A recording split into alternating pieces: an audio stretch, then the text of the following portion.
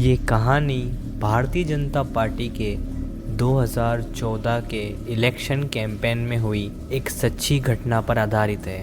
उन दिनों राजेश कुमार झा बीजेपी के लिए राजस्थान में कैंपेनिंग कर रहे थे। नरेंद्र मोदी 2 दिन में उन गांव के लोगों से मिलने आने वाले थे और उनके आने के पहले राजेश की जिम्मेदारी थी कि वो वहां के लोगों और उस गांव का मुआयना करें। मुआयने के वक्त अधिकारियों को अक्सर सिक्योरिटी भी दी जाती थी, लेकिन राजेश बहुत ही फ्रेंडली थे, इसीलिए वो बिना ही सिक्योरिटी के कहीं भी चले जाया करते थे एंड वो लोगों से मिलकर उनकी रोज़मर्रा की दिक्कतें व प्रॉब्लम्स को सुलझा दिया करते थे। उस दिन भी वो अपने ड्राइवर के साथ बिना किसी सिक्योरिटी के उस गांव की तरफ निकल पड़े। रास्ते में उन्हें फ़ोन आया कि उनकी जान को खतरा है और उनके ड्राइवर को इंस्ट्रक्शंस दिए गए कि वो राजेश को दूसरे रास्ते से लेकर जाए। ड्राइवर ने उनका कहना मानकर दूसरा रास्ता तो ले लिया, लेकिन कुछ दूर पहुंचते ही वो लोग रास्ता भटक गए।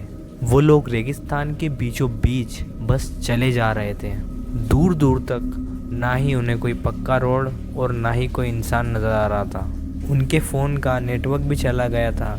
ऐसे ही रास्ते पर सफ़र करते हुए उन्हें आधे घंटे से भी ज़्यादा हो चुका था और सूरज भी ढलने को आया था। राजेश और उसका भूखा ड्राइवर इसी तलाश में आगे बढ़ते जा रहे थे कि कहीं से उन्हें कुछ खाने पीने की जगह दिख जाए। जैसे जैसे वो लोग आगे बढ़ते जा रहे थे, हवा इतनी तेज़ होती जा रही थी कि ड्राइवर को गाड़ी चलाने में दिक्कत हो रही थी और एक जगह आकर गाड़ी की लाइट फ्लिकर करने लगी। राजेश और उनके ड्राइवर दोनों को ही कुछ समझ नहीं आ रहा था। बार बार झपकती उस लाइट में ड्राइवर को एक आदमी की डरावनी सी छवि दिखी और वो एकदम गाड़ी के पास आई और उनकी गाड़ी बंद हो गई।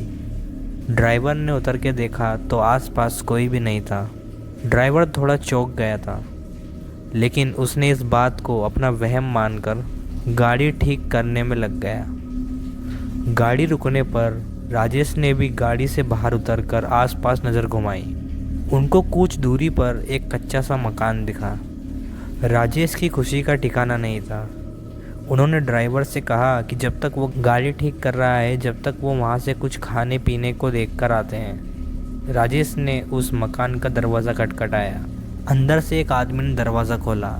जब राजेश ने उस आदमी को अपनी तकलीफ़ के बारे में बताया तो उस आदमी ने राजेश को अंदर बुलाकर पानी पिलाया। उस आदमी ने और उसकी पत्नी ने राजेश को बिठाकर खाना भी खिलाया। उन्होंने राजेश को बताया कि उनकी अभी नई नई शादी हुई है और वो भी उसी गांव से है जहां वो जा रहा है। अभी वो आदमी राजेश को उस गांव का रास्ता बता ही रहा था कि तभी राजेश का ड्राइवर वहां आ जाता है। ड्राइवर उस मकान में घुसते ही सुन्न सा पड़ गया, क्योंकि उसने जो देखा वो राजेश से बिल्कुल ही अलग था। उसने देखा कि पूरा घर राख और धूल में लिपटा हुआ है और राजेश जिनसे बात कर रहा है उनकी शक्लें जली हुई है और मुंह पूरा टेढ़ा हुआ है।